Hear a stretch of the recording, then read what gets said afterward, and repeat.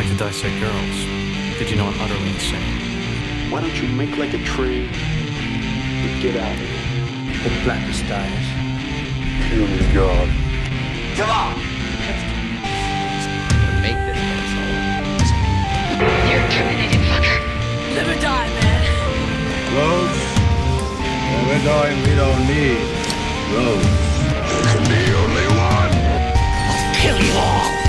Goonies never say die. We all need each other. As you can see, I'm not happy. Are you not entertained? This is friend. Happy trails, Hans.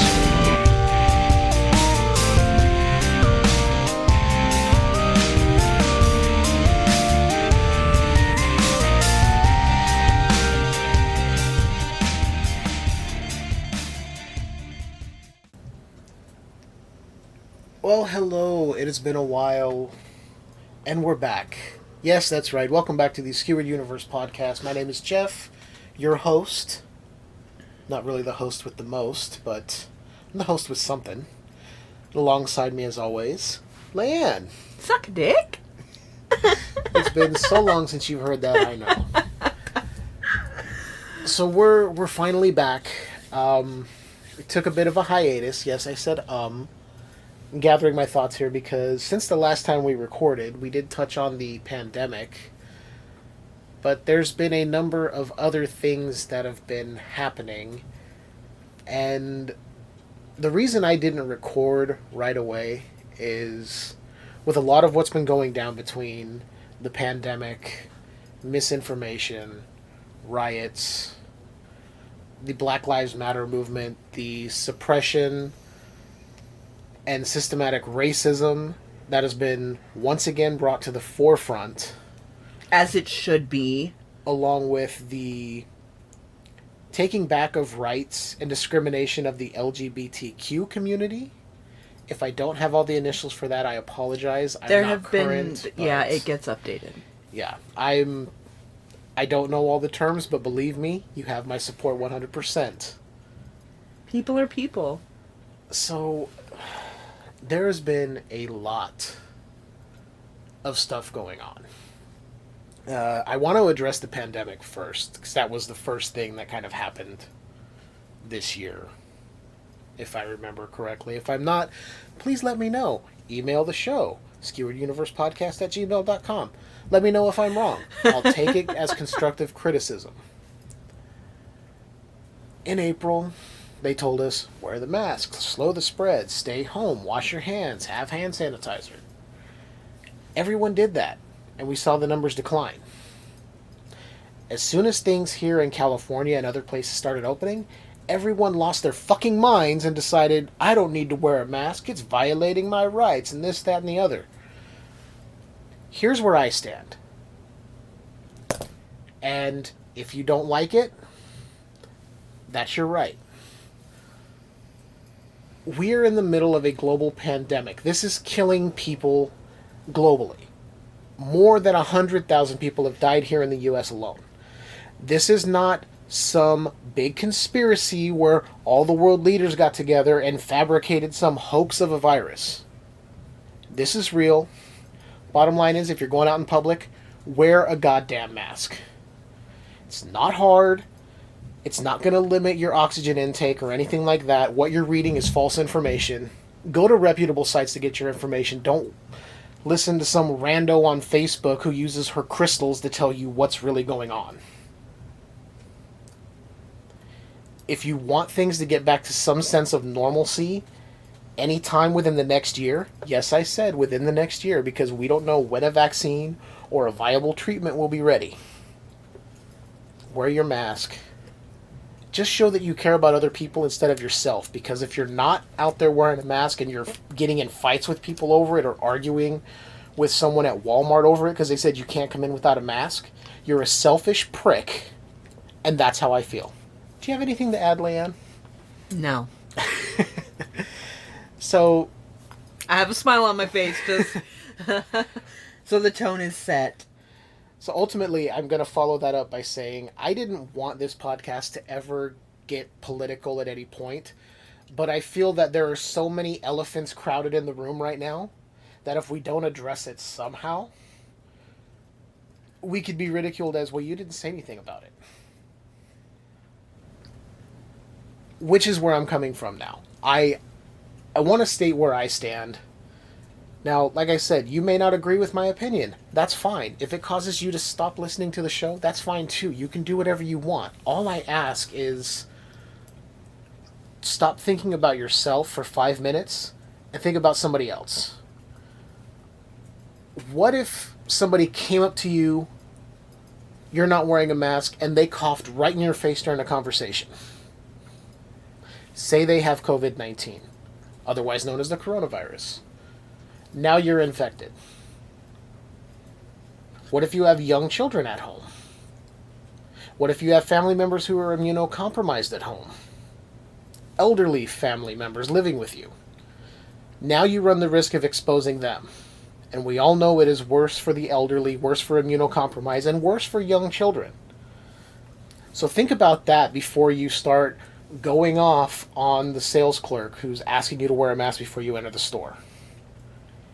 If we can all get past the bullshit of acting like a bunch of 2-year-olds, we can slow down the spread, we can lower the amount of people in hospitals, and we can maybe get ahead of this thing a little bit. Because government, and I'm talking about the higher up, the current administration and the president and all his people, don't want you to know the real information. They're suppressing it.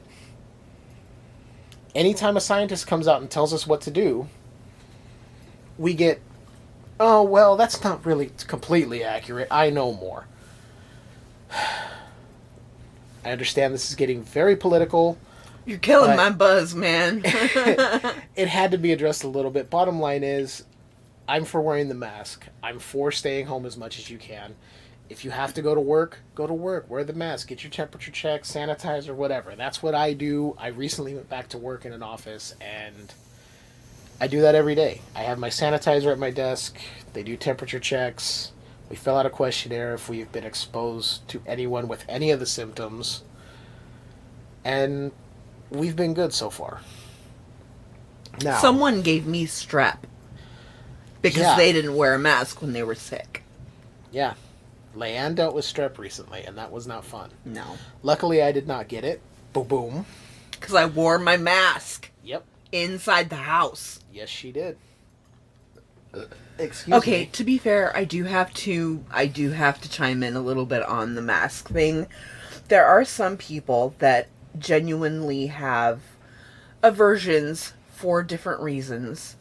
I know someone who has an aversion, and her reasons are more psychological. She has a lot of trauma, and she has an issue with it. She deals with it to the best of her ability. She'll wear a mask, when she has to, but she really doesn't understand how people could be so aggressive and, about that. So I just wanted to say there are people out there who genuinely do have issues. It does not, hinder your breathing. Right. And my point wasn't directed at anyone who has legitimate reasons that they can only wear it for so long or that they can't wear it at all.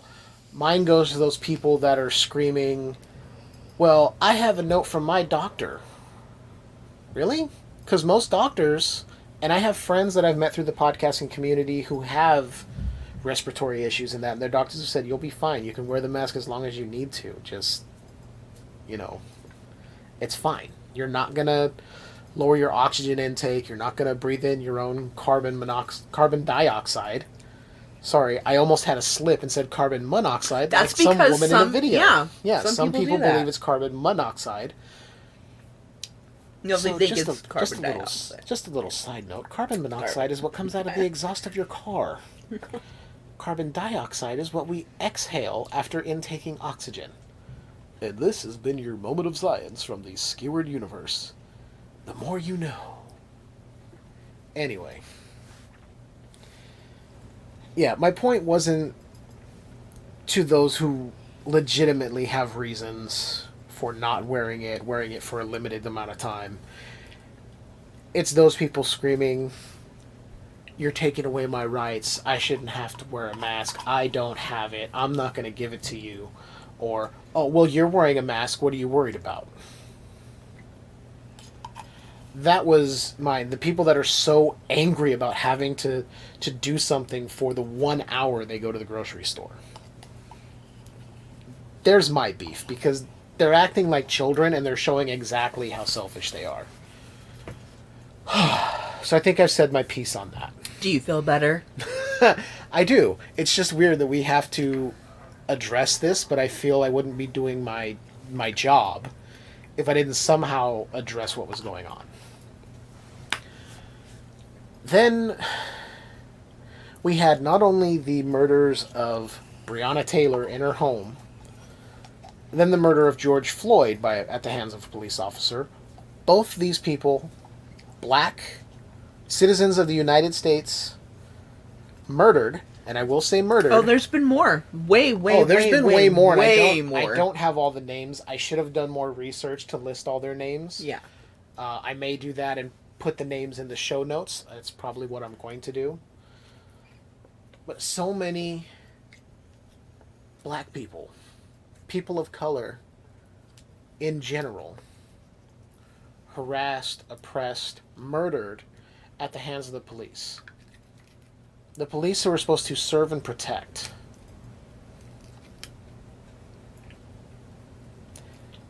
Those two, that statement alone, those words, serve and protect. Putting your knee on someone's neck and holding them down to the point where they die is not serving and protecting anyone. I don't care what you tell me, that is not serving and protecting. Going into someone's house when she is sleeping, she wakes up in her bed and you unload so many rounds into her, killing her, that is not serving and protecting. The Black Lives Matter movement is one of the most important movements happening. And when I hear people go, "But all lives matter." Yeah, all lives matter, but right now, Black lives matter. People of color lives matter, because they're the ones who have been systematically oppressed. I'm a 40-year-old white male. I've never had to deal with any of that, so I wouldn't understand. And you know what I can do? I can sit back and just ask them, like, what can we do? So you can do, open the dialogue with your friends who are people of color. If you are a white person, do that. Because ultimately we need to come together and fight this so everyone is truly equal. That we are all on the same level, that we're not put on these fucking tiers that we have been put on. And the same goes for the LGBTQ community. They're having rights stripped away. Homeless shelters are being able to deny transgender entry into the shelters. How the fuck do you do that? If they're homeless and need a place to stay, what does it matter what gender they identify as? Who the fuck cares? They're homeless and need a place to stay. Let them stay there. Bottom line. This is getting really, really intense. We are almost 13 minutes in, and it has been nothing but political stuff, but it needs to somehow be addressed. I stand behind the Black Lives Matter movement. If you take offense to that, you want to stop listening, you want to email me and curse me out about how all lives matter and the police aren't so bad. They can actually suck a dick. They can go suck an actual dick. It's like, look, I know that not all police are bad. I know there are good ones in the departments across the nation. The problem is when you have such a spotlight on what's going on and you see these peaceful protests, some of you will say, well, they were riots. That has been proven to have people infiltrate those protests and start them into riots. Please do not come at me with that argument. It has been proven to be false. The majority of the protests were peaceful, and yet the police were armored, with all their riot gear, tear gassing peaceful protesters, tear gassing and shooting rubber bullets at reporters who were trying to cover the protests. Yet, not long before that, there were white people with their guns and weapons out in front of state buildings. And the police just stood by going, well, we'll just keep an eye on things. They didn't do the same thing. So you tell me, how is that fair? How is that treating anyone equal? Bottom line, Black Lives Matter. Everyone needs to be on the same footing. And until that happens, we're never going to move forward. It's going to be the same bullshit over and over again. And unfortunately, that means more people of color will die at the hands of the police. Or be falsely imprisoned. Because, oh, well, they just happen to fit this vague profile we have, so lock them up. And then 30 years later, they'll be released going, well, what do I do now? My life is shit. So Skewered Universe stands 100% behind the Black Lives Matter movement and 100% behind the LGBTQ community to not have their rights fucking stripped away. They're human beings. Bottom line. Do you have anything to add? I feel exhausted after going through this, but a little over 15 minutes, we've addressed, I believe that's everything that's been going on. I mean, aside from the ridiculous possible dismantling of the Postal Service just for someone in the office to rig an election so they can stay in the White House longer, which is bullshit.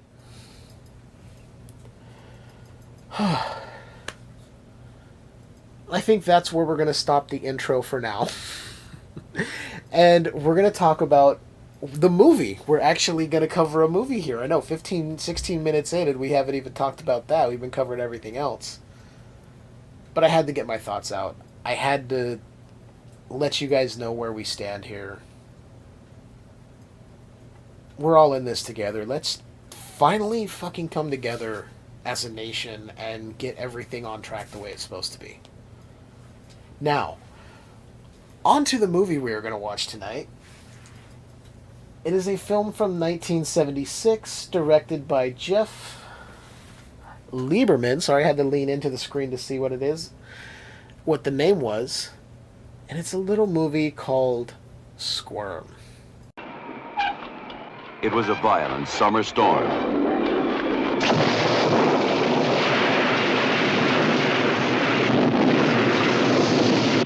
Millions of volts slashed the earth. That was the worst storm we've had since I was knee-high to a duck. Folks talked about it and started getting things back to normal. When Mick hit town for his vacation. Well, it's straight ahead about 5 miles. But things weren't normal. There were changes.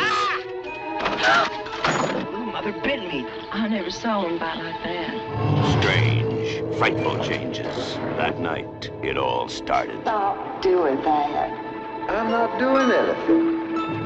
This was the night of the crawling terror. American International presents Squirm. They came from everywhere. Millions of writhing, seething creatures oozing out of the mire to feed on human flesh.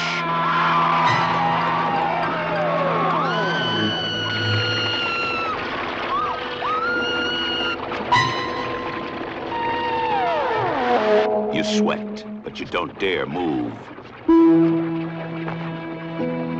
Oh, no. Terror grips every nerve in your body. You want to scream, but you can't. Your heart beats so fast, it feels like it's going to burst.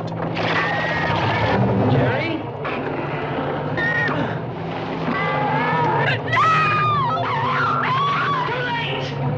They're dead!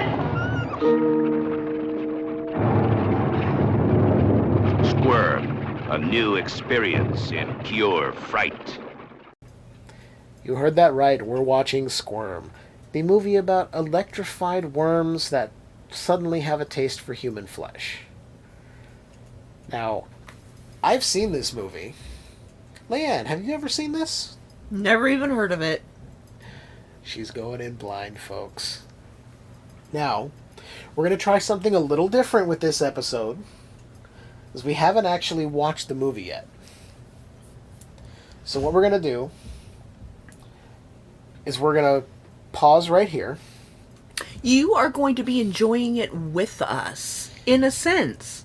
We're going to watch about 15 minutes of the movie, and then we're going to check back in and kind of give our current thoughts as to what's happening with the film. What we like, what we dislike, what we're excited about, what we think's going to happen, what we think's going on. Right, just about 15-minute increments. We're going to check in, kind of let you guys know where we're at, what we're feeling with the movie. And it's just something different we wanted to try. We'll see what happens. And oh, wait, no, you've seen it, huh? I've seen it. And I haven't. So you guys will be experiencing this with me. I saw it probably... I think when Netflix first started, I rented it on DVD. Mm-hmm. Yeah, because remember, that used to be a thing with Netflix. You could only get movies on DVD. You could rent DVDs through the mail. There's still an option to rent DVDs and Blu-ray too really? through the mail. Yeah, that's kind of It costs funny. a little extra, and I was thinking about it, but right now I'm like, no. We'd have to drop like 2 other services to be able to justify that. We couldn't watch what was recommended. Yeah, so a friend of mine, Brian Wolford from the... What is his podcast? Well, I have been so lacking on podcasts. Somebody needs to shut off their fucking car alarm. Or not honk when I'm recording, god damn it. I am trying to remember what his podcast is, and for the life of me, I have drawn a blank. You've gotten so upset. I've been talking really, about these, I've been so behind on my podcasts that I actually forgot the name of one that I really enjoy. So, the Midnight Drive-In podcast is hosted by one of my podcast friends, Brian Wolford. He suggested we watch I Spit on Your Grave from 1978, I believe, or it might be 1976. Oh, Squirm is 76. I Spit on Your Grave is 1978. We watched the trailer for I Spit on Your Grave on Amazon Prime, only for me to realize after the trailer was over, video's not currently available. So we decided to jump onto Shudder, and I found Squirm. Something I've seen, something Leiann hasn't seen.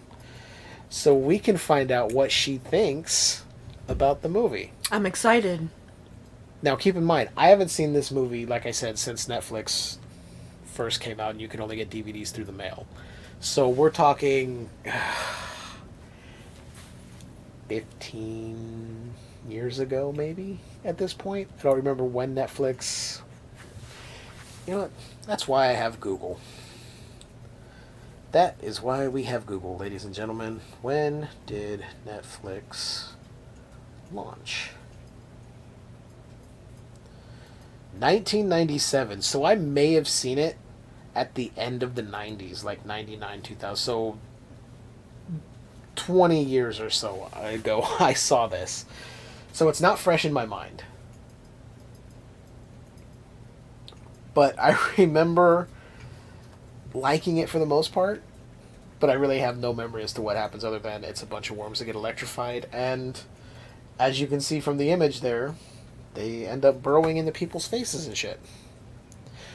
So we're going to pause the recording here. We're going to come back in about 15 minutes and let you guys know what we think so far. Alright, we'll be right back.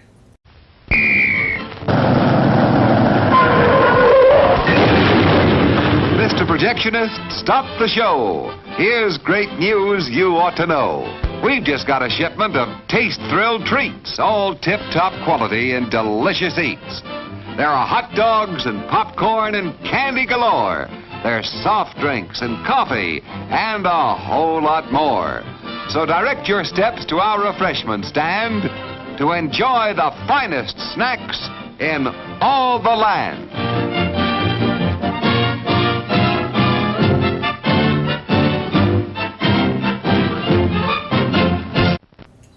Okay, so we're about 18 minutes into the movie, almost 19 minutes into the movie. What are you thinking so far, Leiann? I got Carrie vibes at first.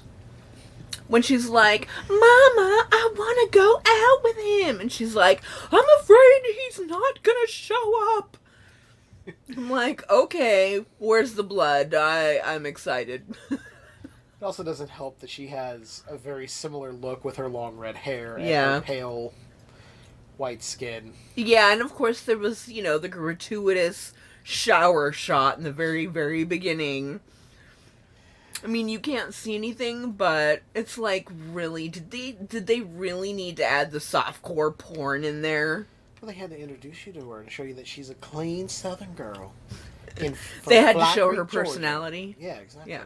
How better to do that than a shower scene? Okay.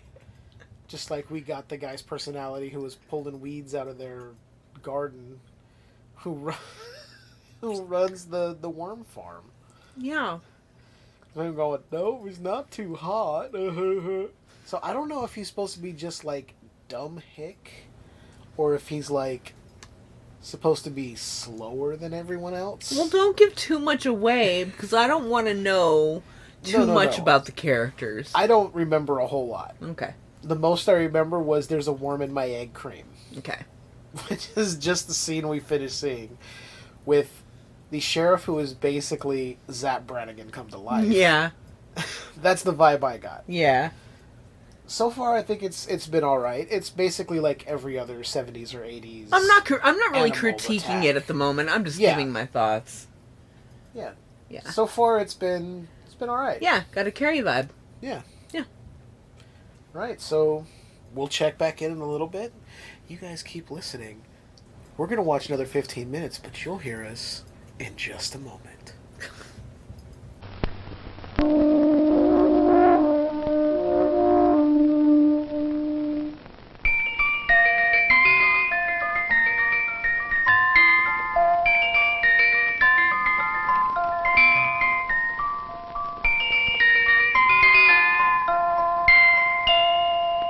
Now listen, now listen, now listen. I'm the Dairy Queen, won't you come with me along the milkshake way? I've got lots of good surprises, fresh and yummy for you every day. There are malts and shakes and sundaes too, whenever you stop. And of course your very, very favorite, the cone with the curl on top.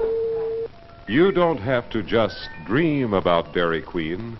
Your favorite Dairy Queen treat is a refreshing reality at your nearest Dairy Queen store. All right, so our second check-in. We're now about 34 minutes into the movie? Something like that. So what are your thoughts It's terribly exciting so far. Non-stop action and drama. I was not expecting it. Sarcasm. We're not at the good part yet. No. It is a slow-moving movie. Is it? Yeah. Good. Those are my favorites. Sarcasm. They're building to something. I don't quite remember exactly when it goes off the rails, but I know. Yeah, it's been an interesting watch so far. The main chick is driving me crazy. I want her to die, and I want it to be painful. I want her boyfriend to die as well. I want the sheriff to die. I want everyone to die. Yeah, pretty much. She's just giving me, like, really... Ever since you said she's Carrie so vibes... entitled.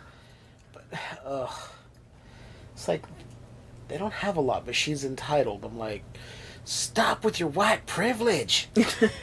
She's using her feminine wiles. Oh, God. To use the worm farmer. Oh, my God. Which doesn't sound like a porn title at all. The worm farmer. Oh, fiddle-dee-dee, I need some worms. Can you help me? Oh, shucks, I got a worm for you.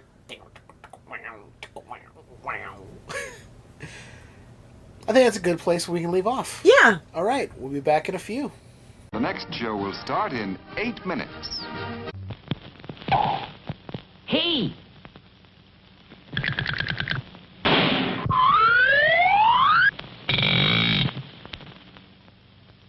are ready, folks. For refreshment that is great. If it's early or it's late, It's Orange Crush, Orange Crush, the drink that's extra good. fresh fruit flavor. That's for me, it tastes better. Naturally, Orange Crush, get some right away. All right, our third check-in.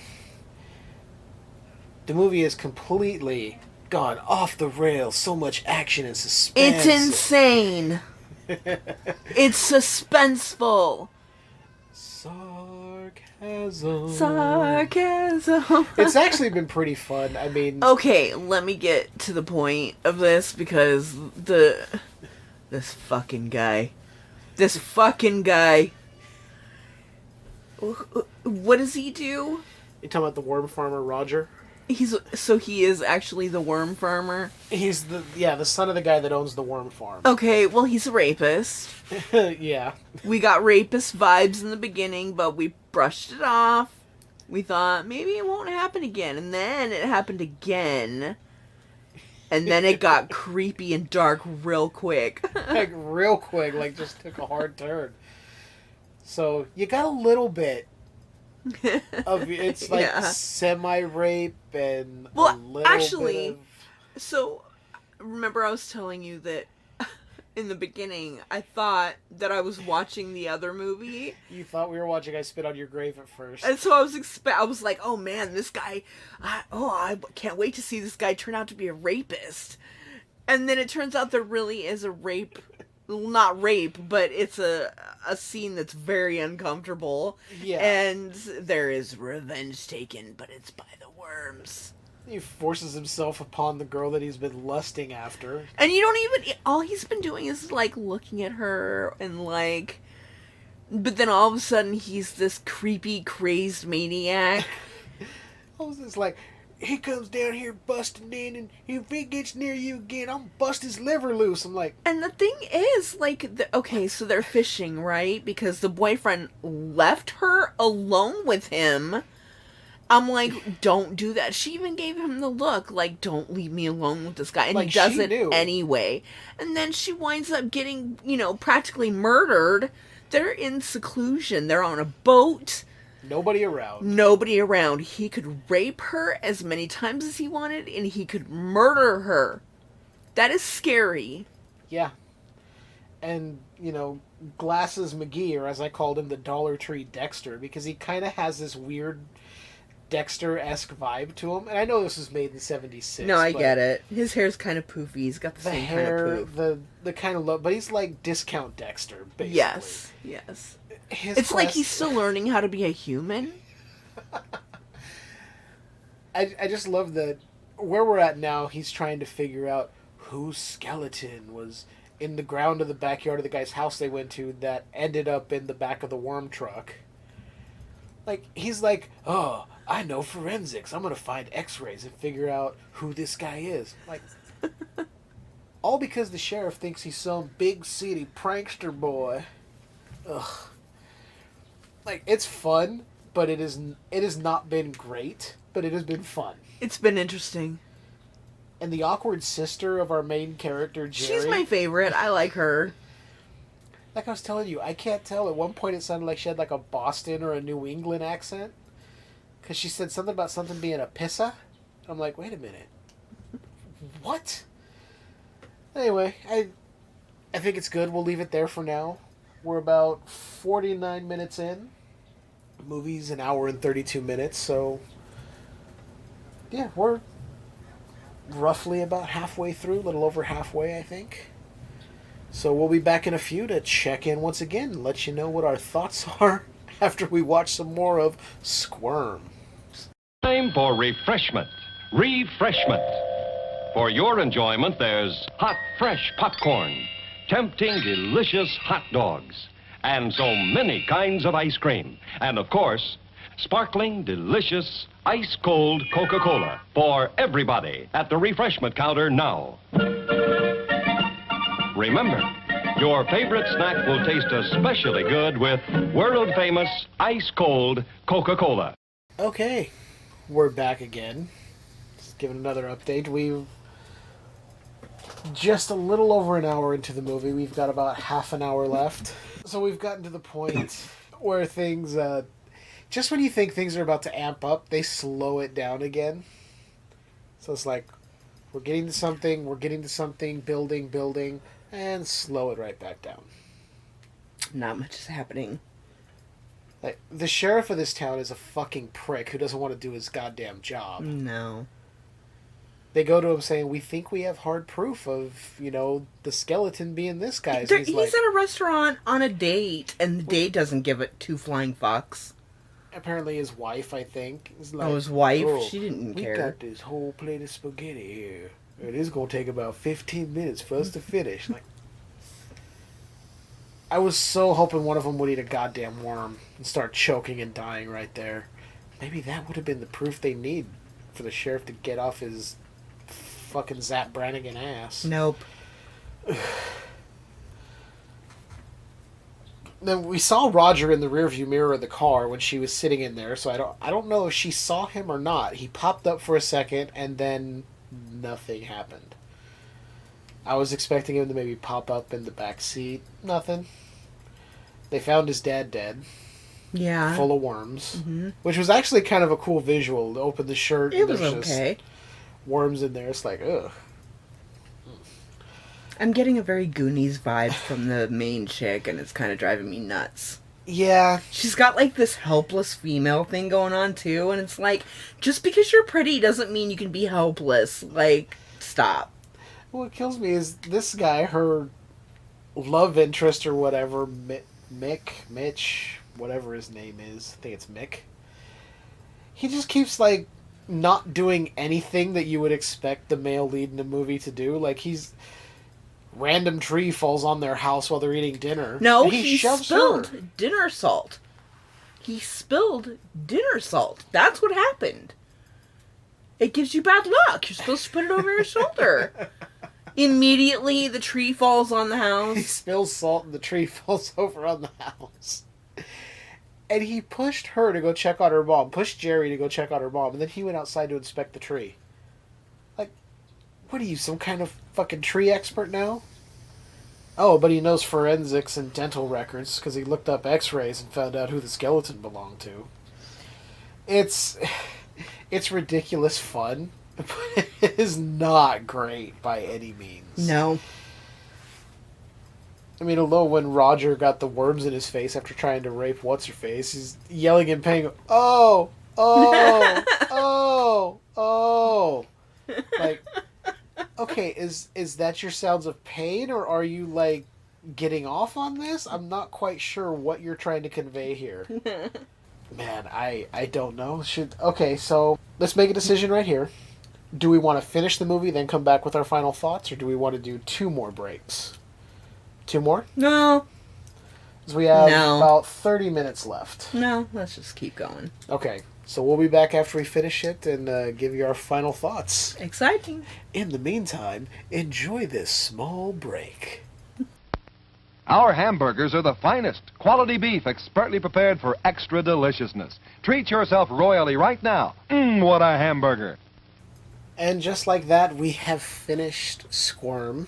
The last bit, it really kind of amped up there. The scene in the bar, we see Roger attack What's-His-Face, Mick, when he's going to get plywood to board up the doors for the house that has a giant fucking hole in the roof after the tree fell on it.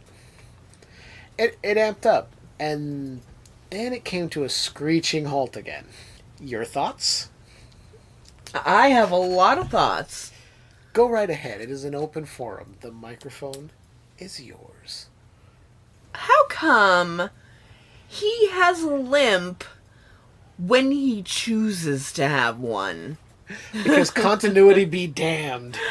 He has to crawl up this like mini cliff, and he gets all the way to the top because his ankle's fucked up right. So he's trying to climb up to the top with his really bad ankle. He just stands up and walks away, and I'm like, okay. And then later on, he has the limp again when he's walking through their house trying to find her. He's got this exaggerated limp. And then when he has to I guess she's up in the attic or something, and he has to climb up the fucking steps or the stairs, the ladder thing, and he, like, all of a sudden, he can hold a candle, excuse me, have a bad ankle, and just move smoothly up that ladder. Take a few steps up the ladder with no problem. So the ankle issue he had happened when Roger, now worm face guy, possessed by the worms. That's what it seems like. Yeah, I don't understand what he said to him. It was really garbled, whatever he said. And he attacks him, throws him down this little cliff into this hole, essentially. But he rolled down on his side and then was like, "Oh, my ankle." Okay. But then again, that board fell on him and he was knocked unconscious. Yeah, for seemingly like a couple of hours. Even though it didn't look that heavy. It was the flimsiest piece of plywood. He was immediately unconscious. And then Roger, ever the expert marksman with throwing pieces of wood, picked up some small logs and chucked them 3 feet away from the body that hit the edge of the plywood. And then walked off like, "I did my job, worms. He's Let's a dangerous maniac. Oh my god. And let me just say this. It was too long. Like, I get that it's slow. But you can't just make a movie, put in tiny clips of the exact same faces of these monstrous worms, add some screeching on top of it and some really bad music, and then call it a movie about these killer worms. So it was an hour and a half. Yeah. Too long. Okay. There were so many points that they could have trimmed down. There was too much acting. Which, okay, is funny because I actually like the actors. I think they did a good job. I think they got good actors, except for, like, one person that isn't very good.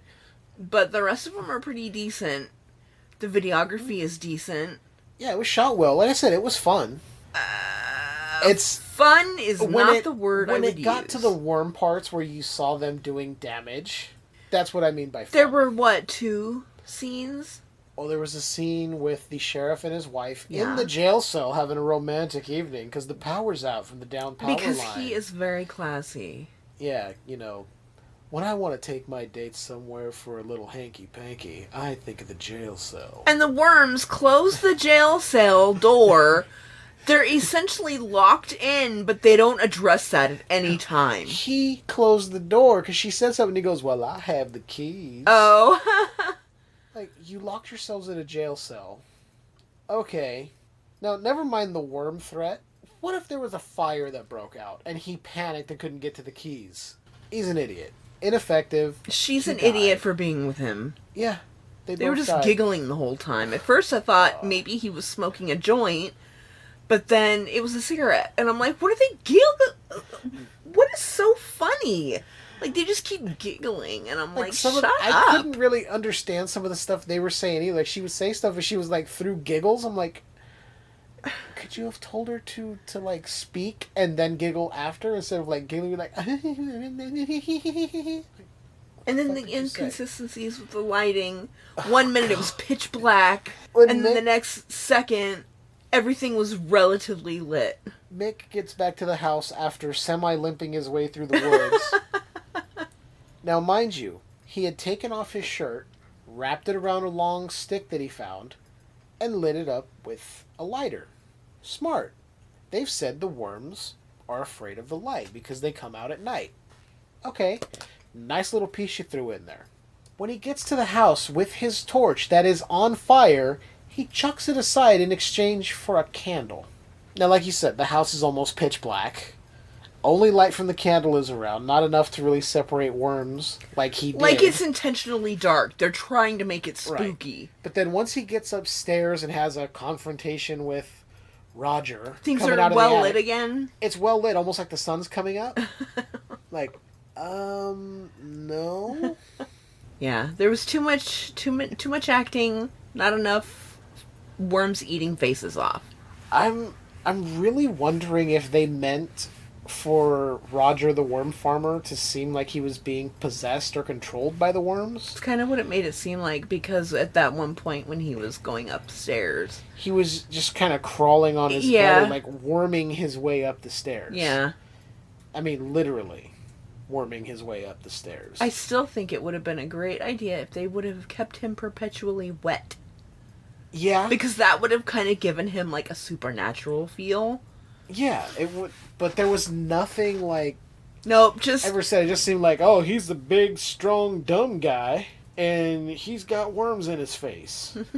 And then he fell in the worms, but he's able to crawl out and crawl up the steps and then bite the guy. Like the worms were doing to everyone. They were biting and eating everyone. I guess they were. I tried not to compare it to Slugs, because Slugs is one of my favorite movies. Slugs is well done. It's so well done. It's even bad where it should be bad. You know what I mean? Yeah. Like, it's a low quality movie, low budget movie, but it's still fun and entertaining, and there's a decent amount of carnage. Yeah. Slugs. You don't even need much of a storyline. Yeah, films like these, like Slugs and Squirm, they come in that, nature fighting back kind of series of 70s, and I think even 80s there were films like that. Like, I think there's Day of the Animals and Night of the Lepus. Night of the Lepus where the rabbits turn on people and start attacking. Kingdom of the Spiders with William Shatner. There's all these sorts of movies. Some of them good from what I've heard, and some of them utterly ridiculous.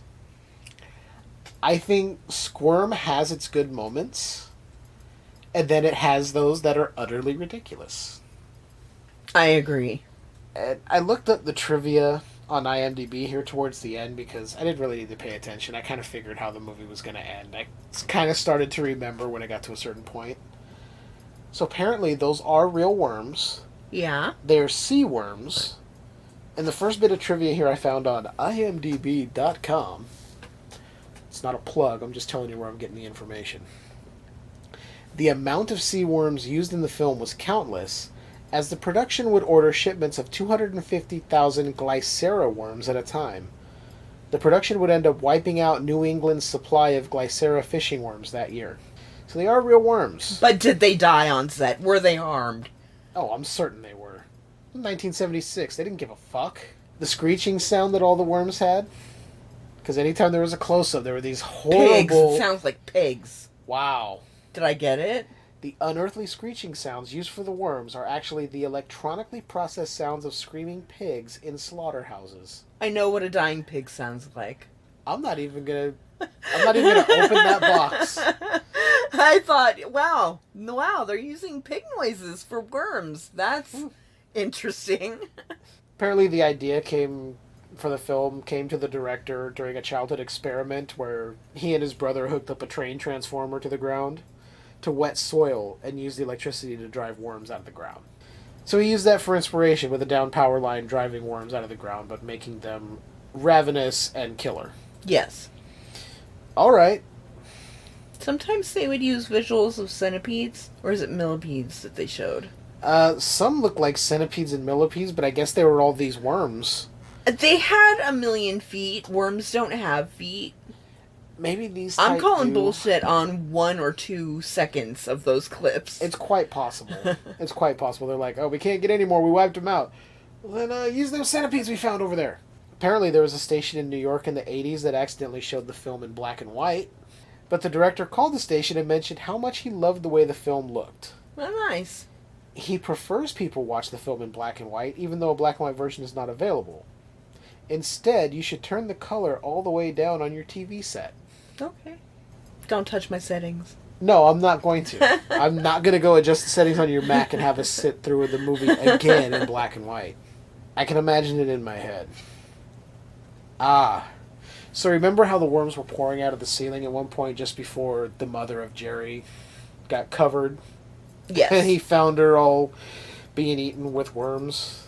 That shot was a reverse shot. The camera was turned upside down and filmed live worms being dropped onto a floor that was a mock-up of the ceiling. When the footage was reversed, it appeared as if the worms fell from a hole in the ceiling. Okay.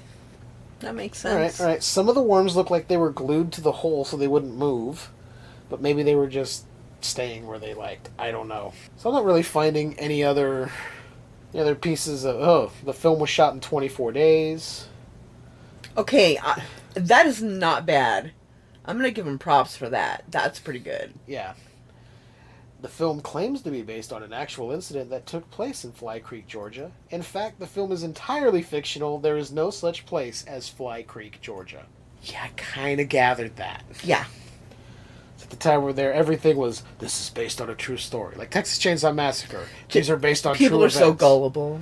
Like, the only true events the Texas Chainsaw Massacre is based on is Ed Gein's murders. And then they went, how can we kind of twist that up a bit? Here we go. Yeah, there's not really a whole lot of interesting trivia. I mean, the fact they shot it in 24 days, I'll give them credit. That's like guerrilla-style filmmaking. That's indie filmmaking right there. Oh. So, remember we talked about it briefly a few check-ins ago, where they found the old guy, the father who owned the worm farm. Apparently for that scene where Willie Grimes is found dead, Carl Dagenhart, who played that guy, literally had to be buried in the ground with his head sticking out. A fake body crawling with worms was then joined to his protruding head to give the appearance that his body was just lying on the ground being devoured. That's how I imagined it was. I actually just thought they stuck worms on him and were like, we're just doing this for this shot and then we'll get them off you. It looked good. I have to say, that effect, I didn't even think that's how they would do it. Apparently they got nervous about the tree falling on the house. Because it would do damage? Because it was a real effect. There were no stunts, nothing. They didn't do any cuts or edits. It was, you're all going to be there. We know where the tree's going to fall. This is where you stay. And apparently it was one take and they got it. I think it's funny how at the end of the movie, they're like, stay there, we'll help you. And they just like casually just walk up inside. And it's like, okay. You're gonna, like, show her getting some help. We need to touch on that because it's the awkward sister. We love her. Who, towards the beginning of the film, they show her smoking a joint talking to the dude from New York. And she falls back in this trunk. Which, to me, it didn't even register that this was foreshadowing. So, she apparently wanted to take a shower after the tree fell in the house and all this shit's going on. And the mom says something, she's like, oh yeah, I left the water running. I'm gonna go wash my face. It'll feel so good. Goes up to the bathroom where she had the faucets turned on for the shower, but worms were coming out, because obviously the worms are in the water system now. She opens the door, it's filled with worms. We all figure, she's dead. No, apparently she fell in that trunk and the lid closed. Because they made a point to pan over to that trunk, and she flips the lid open and crawls out. I was like, oh. Alright, well, the Charlie Brown character sister has survived. Indeed. That last guy who apparently fixed the power lines or whatever, he was terrible. He delivered his lines so, just wanted to let you lovebirds know that the power lines have been fixed and everything's back to normal.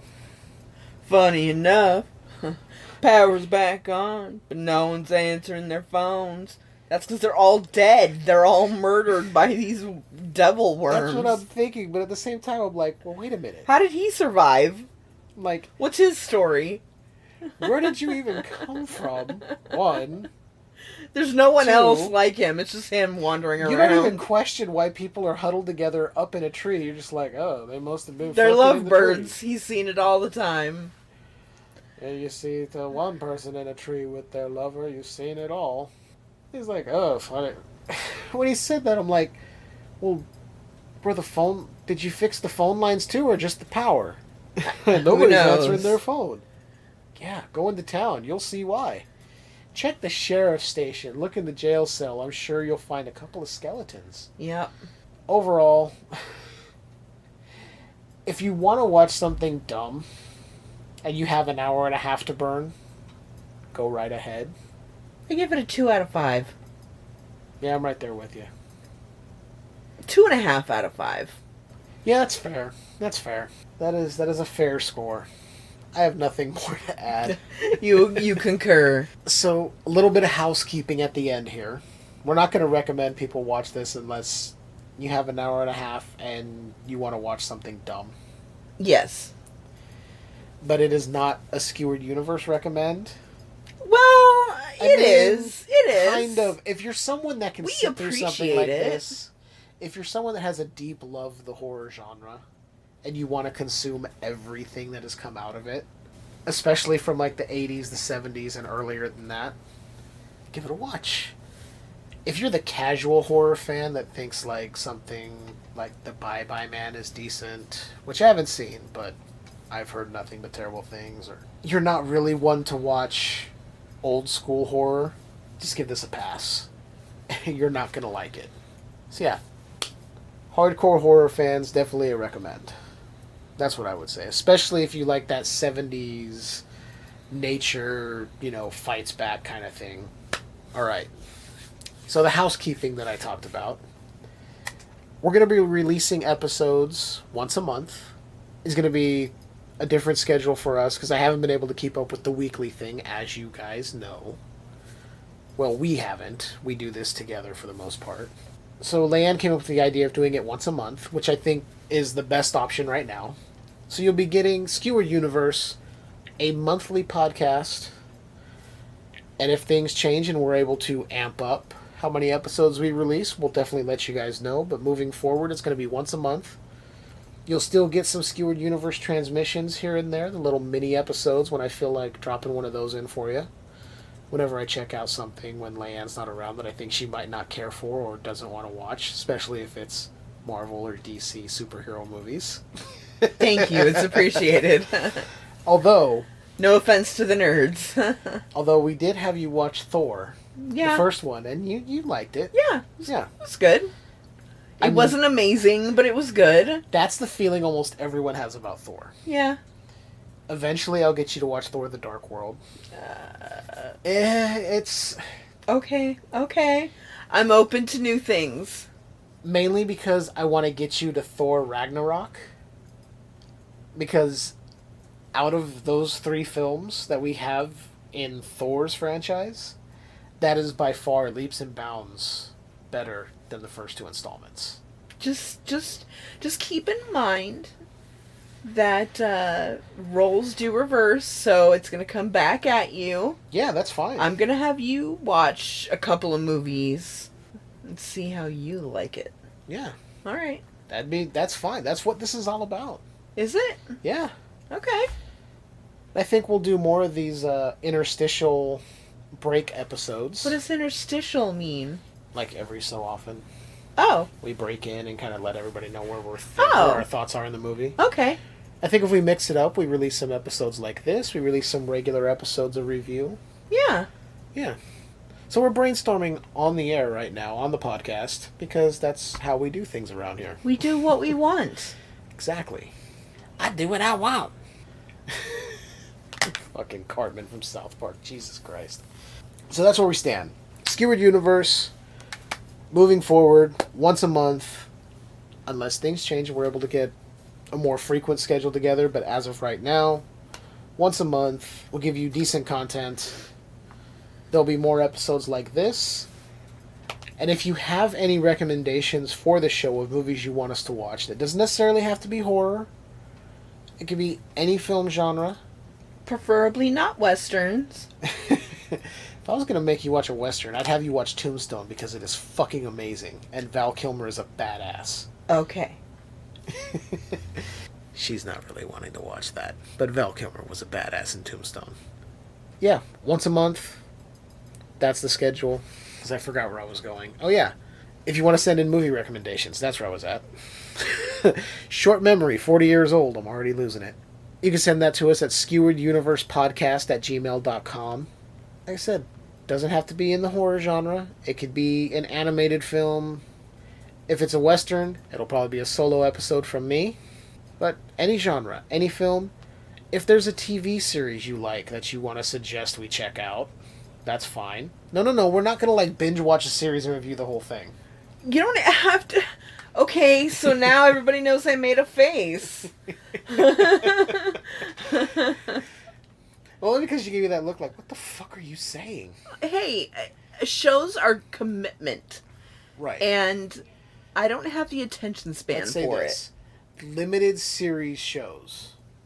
Small, limited run, maybe 5 episodes. Sure. That's what I'm talking about.